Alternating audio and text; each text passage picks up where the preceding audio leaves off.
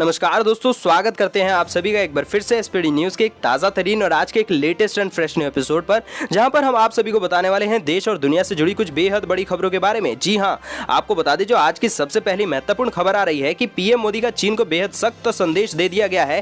कहा गया है कि विस्तारवाद युग का अब जो जमाना है वो खत्म हो चुका है, तो इस चीज को चीन जो है भली भांति समझ जाए। और आप सभी को बताने वाले जो अगली बेहद बड़ी खबर है कि हम चीन से लोहा लेने के लिए तैयार हैं, सरहद पर जाने के लिए तैयार हैं, ऐसा कह रहे हैं पूर्व सैनिक। जी हां, आपको बता दें कि उन सभी लोगों ने राष्ट्रपति को पत्र लिखकर ये सारी बातें कही हैं। और आप सभी को जो अगली बड़ी खबर है उसके बारे में बता दें, जिसको सुनकर आप सभी खुश हो जाएंगे कि यहाँ पर भारत चीन का तनाव जो है इतना ज्यादा बढ़ चुका है कि नौसेना भी ऑपरेशनल मोड में आ चुकी है। आपको बता दें कि 1.5 दर्जन अत्याधुनिक युद्धक मोटर बोट भेजी जा रही है। आप सभी समझ सकते हैं कि भारत की तरफ से पूरी तैनाती कर दी गई है मोटर बोट्स की, और साथ ही साथ सैनिक और साथ ही साथ मिसाइल्स की भी। तो आप सब समझ सकते हैं कि भारत और चीन के बीच जो भी कुछ टेंशन है वो कम नहीं होने वाला है। और आप सभी से ये भी पूछते हैं कि आपके हिसाब से क्या भारत और चाइना के बीच अंत में युद्ध होकर ही रहेगा कि नहीं, नीचे कमेंट जरूर कीजिएगा। अब दोस्तों, भारत में टिकटॉक बैन होने के बाद अमेरिका में भी टिकटॉक जो है वो बैन होने वाला है। आप सभी को पूरी इसके बारे में डिटेल देने वाले हैं और साथ ही साथ आपसे ये भी पूछेंगे कि क्या पूरे भारत समेत अमेरिका समेत पूरे दुनिया में टिकटॉक पर बैन लगा देना चाहिए कि नहीं, नीचे कमेंट जरूर कीजिएगा। दोस्तों, इसी के साथ जो अगली बेहद बड़ी खबर आ रही है कि 15 अगस्त को देश में लॉन्च हो सकती है देश की सबसे पहली कोरोना वैक्सीन, जिसका नाम है कोवैक्सीन। जी हाँ, इसके बारे में आपको पूरी जानकारी देंगे। 15 अगस्त का दिन आप याद रखिएगा। और साथ ही में जो अगली बेहद बड़ी खबर आ रही है कि सभी यात्रियों को मिलने वाला है कंफर्म टिकट।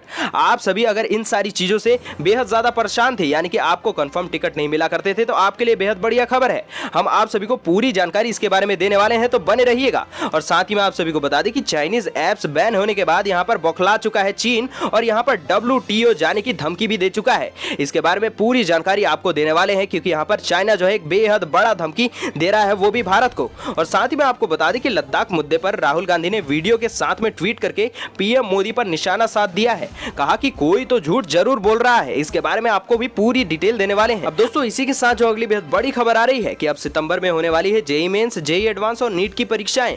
केंद्रीय मंत्री निशंक ने एक बेहद बड़ा फैसला लिया है। खैर, आप सभी से पूछते हैं कि कॉलेज के जितने भी बच्चे हैं जिनका यहाँ पर ऑनलाइन एग्जाम होना है, क्या वो सारी परीक्षाएं भी बाद में की जानी चाहिए, क्योंकि बहुत सारे लोगों के पास ना लैपटॉप है, ना कंप्यूटर और ना ही यहाँ पर सुविधाएं हैं। तो नीचे कमेंट जरूर कीजिएगा। दोस्तों, अगली बड़ी खबर आ रही है कि खाने के तेल की नहीं होगी अब खुली बिक्री। केंद्र ने राज्य सरकारों से रोक लगाने को कह दिया है। कार्रवाई भी कर दी जाएगी अगर ऐसा कुछ भी किया जाएगा तो। और दोस्तों, इसी के साथ अगली बड़ी खबर में हम जानने वाले हैं वेदर के ताजा समाचार के बारे में, और आपको बताएंगे आपके राज्य के मौसम समाचार क्या कुछ कहते हैं। और साथ ही में आपको जो अगली बेहद बड़ी खबर बता दें कि कोरोना के चलते उपजे आर्थिक संकट के दौर में राज्य कर्मियों को सालाना यहाँ पर वेतन वृद्धि देने वाली है सरकार।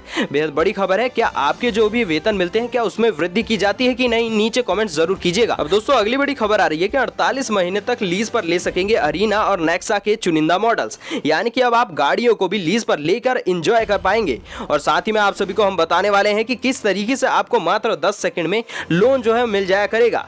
तो एक बेहद बढ़िया खबर आप सभी लोगों के लिए। तो साथ ही में आपको ये भी बता दें कि यहाँ पर अर्थक्वेक यानी कि भूकंप के झटके भी महसूस किए गए हैं दिल्ली में, और आप सभी को बता दें कि इसकी जो तीव्रता रही है वो 4.5 यानी कि 4.5 मापी गई है। और साथ ही में आपको बताने वाले हैं कि सीएम योगी यहाँ पर 1 करोड़ रुपए देने वाले हैं, वो भी यहाँ पर किन परिवारों को, तो आपको इसके बारे में पूरी डिटेल देंगे। तो दोस्तों, खबरों का सिलसिला शुरू करें उससे पहले आप सभी से रिक्वेस्ट करेंगे कि वीडियो कर दे लाइक शेयर, साथ ही कर दे चैनल को सब्सक्राइब, घंटी के बटन को दबाकर ऑल नोटिफिकेशंस को भी प्रेस कर दे। अब सीधा बढ़ चलते हैं आज की सबसे पहली महत्वपूर्ण खबर पर।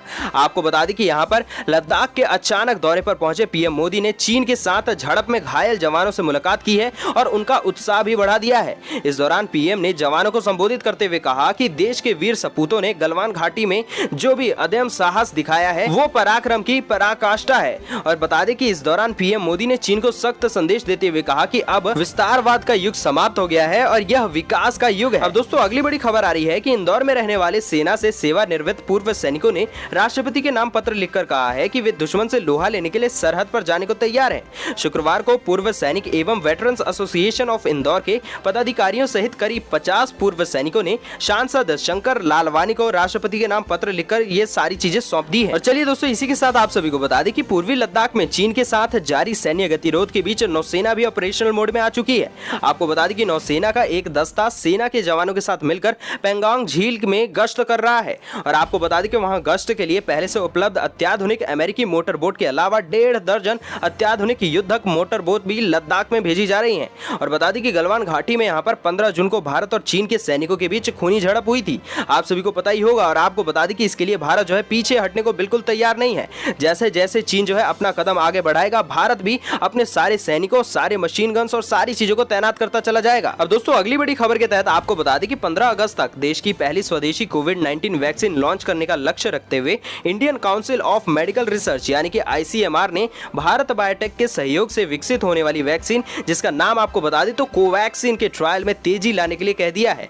आपको बता दें कि भारतीय चिकित्सा अनुसंधान परिषद यानी कि ICMR ने भारतीय बायोटेक को एक पत्र लिखकर यहाँ पर मानव परीक्षण यानी कि ह्यूमन ट्रायल को फास्ट ट्रैक मोड पर चलाने के लिए कह दिया है। तो आप सभी को बता दें कि ये सारी जो चीजें हैं वो जल्द से जल्द कर दी जाएंगी और जल्द से जल्द ये कोशिश है कि भारत में एक स्वदेशी वैक्सीन तैयार करके लॉन्च कर दिया जाए। अब दोस्तों इसी के साथ अगली बड़ी खबर आ रही है कि इंडियन रेलवे जो है वो सभी यात्रियों को कंफर्म टिकट दिलाने के लिए बेहद जद्दोजहद कर रही है।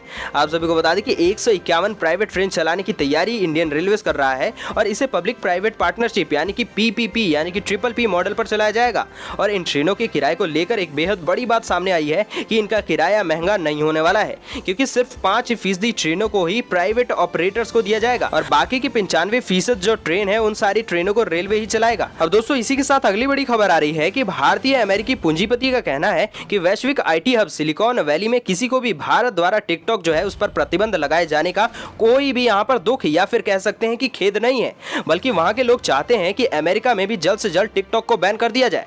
आपके हिसाब से अगर यहाँ पर बैन कर दिया जाता है अमेरिका में, तो आपके हिसाब से चीन को यहाँ पर नुकसान होगा या फिर अमेरिका को नुकसान होगा? क्योंकि बहुत सारे लोगों की जीविका टिकटॉक द्वारा ही चलती है। लेकिन आप सभी को हम ये भी बता दें कि अगर ऐसा होता है तो चीन को धक्का जरूर लग जाएगा। अब दोस्तों अगली बड़ी खबर आ रही है कि चाइनीज ऐप बैन होने के बाद बौखला गया है चीन और WTO जाने की धमकी भी दे चुका है। आपको पूरी डिटेल बता दें कि यहाँ पर चीन की कंपनियों के खिलाफ भारत में जिस तरीके का माहौल बनने लगा है और जिस तरीके से भारत सरकार जो है राष्ट्रीय सुरक्षा को लेकर लगातार यहाँ पर आक्रामक रणनीति अपना रही है, उससे चीन जो है बौखला चुका है। पिछले एक हफ्ते के दौरान भारत की तरफ से 59 जी हाँ 60 में एक कम चीनी मोबाइल ऐप पर प्रतिबंध लगा दिया गया है और यहाँ पर ये सारी जो थी वो चाइनीज ऐप्स थी। आप सभी को बता दें कि उसी को लेकर यहाँ पर चीन जो है बेहद कड़ा रुख दिखा रहा है। आप सभी को बता दें कि चीन के वाणिज्य मंत्रालय के प्रवक्ता जियो फेंग ने कह दिया है कि चीन न तो किसी भी भारतीय कंपनी के उत्पादों या फिर उनकी सेवाओं पर प्रतिबंध लगा रहा है, लेकिन भारत चीन के उत्पादों व सेवाओं के खिलाफ कदम उठा रहा है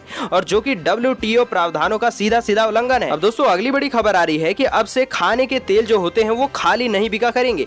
जी हाँ, आपने सही सुना। आपको बता दें कि केंद्रीय उपभोक्ता मामले यानी कि union food ministry Ramvilas Paswan ने खाने के तेल में मिलावट पर नकेल कसने के मकसद से राज्य सरकारों को सरसों के तेल समेत खाने के दूसरे तेलों की खुली बिक्री पर रोक लगाने का निर्देश जारी कर दिया है। केंद्रीय मंत्री ने एक ट्वीट के जरिए राज्य सरकारों से खाने के तेल की खुली बिक्री पर तत्काल रोक लगाने की अपील भी की है। अब चलिए दोस्तों इसी के साथ बढ़ते हैं अगली बेहद बड़ी फोरकास्ट वेदर रिपोर्ट्स या फिर कहें मौसम के समाचार पे। आपको बता दें कि अगले 24 घंटों के दौरान मुंबई समेत कोंकण और गोवा में मूसलाधार वर्षा जारी रहने की संभावना है।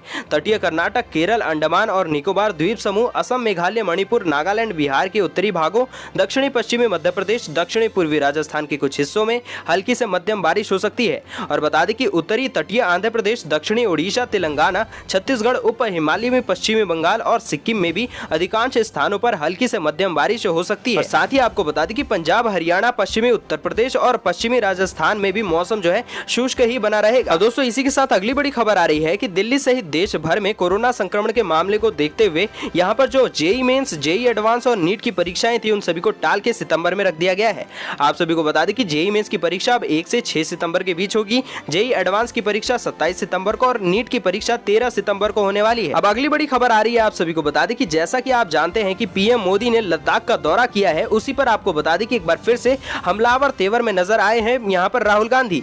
आपको बता दें कि उन्होंने एक ट्वीट करके चीन की घुसपैठ को लेकर पीएम मोदी के बयान पर गंभीर सवाल उठाए और राहुल ने अपने ट्वीट में लिखा कि लद्दाख के लोग कहते हैं कि चीन ने हमारी जमीन ले ली, पीएम कहते हैं कि किसी ने हमारी जमीन नहीं ली, तो कोई तो झूठ जरूर बोल रहा है। अब दोस्तों हम आप सभी लोगों से पूछना चाहेंगे, स्पेशली उन लोगों से जो कि लद्दाख में रहते हैं, कि क्या यहाँ पर पीएम मोदी झूठ बोल रहे हैं या फिर राहुल गांधी पूरे देश को भड़काने में लगे हैं? नीचे कमेंट में #लद्दाख लिख के आप सभी अपने उत्तर दे सकते हैं। अब दोस्तों अगली भी बड़ी खबर आ रही है कि कोरोना संकट के कारण उपजे आर्थिक संकट के दौर में भी मध्य प्रदेश की शिवराज सरकार ने कर्मचारियों को यहाँ पर एक बेहद बड़ा तोहफा दे दिया है। आपको बता दें कि हर साल उनके वेतन को वृद्धि यानी कि वेतन बढ़ाने का फैसला किया है। जुलाई 2020 से लगभग 10 लाख कर्मचारियों को सालाना वेतन वृद्धि दी जाएगी और इससे सरकार पर सालाना 540 करोड़ रुपए का अतिरिक्त वित्तीय भार भी आ जाएगा। अब दोस्तों अगली बेहद बड़ी खबर निकल कर आ रही है कि यहाँ पर ग्राहक अब मारुति सुजुकी की कारों को लीज पर भी ले सकेंगे और कंपनी ने कार लीज प्रोग्राम चालू कर दिया है जिसे मारुति सुजुकी सब्सक्राइब नाम दिया गया है। कंपनी ने इसके लिए ऑरिक्स के साथ साझेदारी भी कर ली है और फिलहाल ये सुविधा गुरुग्राम और बेंगलुरु में शुरू किया गया है। साथ ही आपको बता दें कि कंपनी की यह नई जो सर्विस चालू की गई है पिछली लीजिंग स्कीम से अलग है, क्योंकि यहाँ पर इसका उद्देश्य व्यक्तिगत ग्राहकों के लाभ प्रदान करना है, ना कि कॉर्पोरेट कस्टमर्स को लाभ प्रदान करना है। अब दोस्तों इसी के साथ अगली बड़ी खबर आ रही है कि दिल्ली एनसीआर में एक बार फिर से भूकंप के झटके महसूस किए गए हैं। भूकंप के झटके दिल्ली समेत गुरुग्राम, फरीदाबाद, नोएडा और गाजियाबाद में भी महसूस किए गए और आपको बता दें कि नेशनल सेंटर फॉर सिस्मोलॉजी के अनुसार इसकी तीव्रता रिक्टर पैमाने पर 4.5 मापी गई है, यानी कि 4.5 बताई जा रही है। भूकंप शुक्रवार शाम 7:50 पर आया और नेशनल सेंटर फॉर सिस्मोलॉजी के अनुसार गुरुग्राम में दक्षिणी पश्चिमी में यहाँ पर 63 किलोमीटर की दूरी पर 4.5 तीव्रता का भूकंप दर्ज किया गया है। और दोस्तों इसी के साथ अगली बड़ी खबर आ रही है कि हिस्ट्री शीटर विकास दुबे के गांव दबिश के दौरान यहाँ पर शहीद 8 पुलिस कर्मियों के पार्थिव शरीर पर मुख्यमंत्री योगी आदित्यनाथ ने शुक्रवार की शाम करीब 4 बजे पुलिस लाइन पहुंचकर पुष्प चक्र अर्पित करके श्रद्धांजलि दी और उनकी आत्मा की शांति के लिए प्रार्थना की। और आपको बता दें कि मुख्यमंत्री ने कह दिया है कि शहीद सभी 8 पुलिस जवानों के परिवारों को 1-1 करोड़ रुपए की आर्थिक मदद, यानी कि हम कह सकते हैं कि राशि दी जाएगी। आप सभी को बता दें कि साथ ही शहीदों के प्रत्येक परिवार के एक सदस्य को यहाँ पर जो है सेवा प्रदान की जाएगी, वो भी शासकीय। और आपको बता दें कि आश्रितों को असाधारण पेंशन का लाभ भी दिया जाएगा।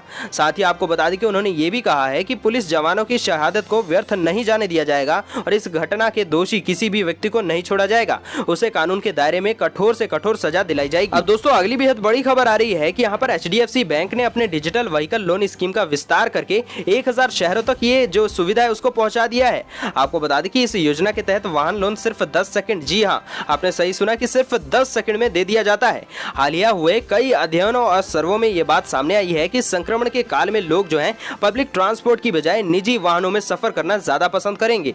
इसके मद्देनजर बैंक की यह घोषणा काफी मायने रखती है, खासकर इसलिए भी क्योंकि यहाँ पर ऑटो सेक्टर के आंकड़ों की अगर हम बात करें तो यह पता चल रहा है कि संक्रमण से कम प्रभावित गैर महानगरीय इलाकों में वाहनों की बिक्री बेहद ज्यादा बढ़ चुकी है। साथ ही में जो अगली बड़ी खबर आ रही है कि सार्वजनिक क्षेत्र की टेलीकॉम कंपनी भारत संचार निगम लिमिटेड यानी कि BSNL ने एक बेहद नया प्रीपेड प्लान पेश कर दिया है जिसकी वैलिडिटी यहाँ पर 600 दिनों की है। तो आप लगभग लगा सकते हैं कि करीब यहाँ पर 2 साल के करीब आपको वैलिडिटी दे दी जाएगी।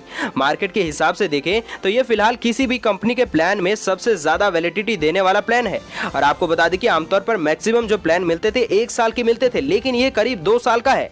आप सभी को बता दें कि यहाँ पर हालांकि BSNL ने 2 प्रीपेड प्लान यानी कि 149 रुपए और 725 रुपए को भी बंद कर दिया है। और साथ ही आपको बता दें कि यह 2 प्लान चेन्नई और तमिलनाडु सर्किल में काम कर रहे थे, इनको बंद कर दिया गया है। और आपको बता दें कि BSNL का यह प्लान जो है वो PV2399 के नाम से आएगा। और बता दें कि जिसमें कस्टमर को 2399 रुपए का रिचार्ज कराना होता है और इसके बाद 600 दिनों के लिए आपको वैलिडिटी दे दी जाती है, जिसमें आप 2 साल के करीबन यहाँ पर निश्चिंत रह सकते हैं। अब दोस्तों इसी के साथ जो अगली बेहद बड़ी खबर आ रही है कि हिंदुस्तान यूनिलीवर ने अपने लोकप्रिय skin care brand fair and lovely का नाम जो है बदलकर अब ग्लो एंड लवली कर दिया है। कंपनी ने कुछ दिनों पहले ही अपने इस ब्रांड से फेयर शब्द हटाने का निर्णय लिया था। और बता दें कि यहाँ पर फास्ट मूविंग कंज्यूमर गुड्स यानी कि FMCG कंपनी हिंदुस्तान यूनिलीवर ने अब इस क्रीम की यहाँ पर नए सिरे से ब्रांडिंग कर दी है। इसके पहले इसे गोरेपन की क्रीम के रूप में दर्शकों तक यहाँ पर जमकर प्रचारित किया गया था, लेकिन आप सभी को बता दें कि अब कंपनी का कहना है कि वह सकारात्मक सौंदर्य के नजरिए से ज्यादा समावेशी दृष्टिकोण रखते हुए इसका नाम बदल रही है और कंपनी मर्दों के लिए जो क्रीम लाएगी उनका ब्रांड नाम ग्लो एंड हैंडसम रख दिया जाएगा। तो दोस्तों ये थी आज के कुछ महत्वपूर्ण खबरें और आज के मुख्य समाचार। अगर आपको आज के समाचार पसंद आए हो तो वीडियो को कर दे लाइक, शेयर, साथ ही कर दे चैनल को सब्सक्राइब, घंटी के बटन को दबाकर ऑल नोटिफिकेशंस को भी जरूर प्रेस कर दे। हम मिलेंगे आपसे अगले मुख्य समाचारों में।